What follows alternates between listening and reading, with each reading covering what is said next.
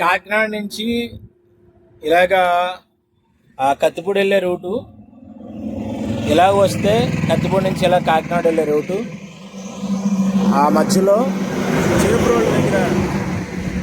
చేబ్రోల్ దగ్గర మన పవన్ కళ్యాణ్ గారు యొక్క పార్టీ ఆఫీస్ ఇక్కడే ఉంది. చూస్తున్నాం కదా, ఇది కత్తిపూడి వెళ్ళే హైవే ఇది. అలాగే ఇది కాకినాడ వెళ్ళే హైవే, మధ్యలో ఇది చేబ్రోలు.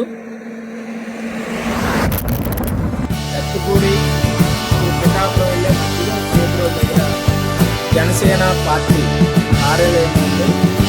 ఇప్పుడు మనందరూ కూడా చూస్తూ ఉన్నాం అది.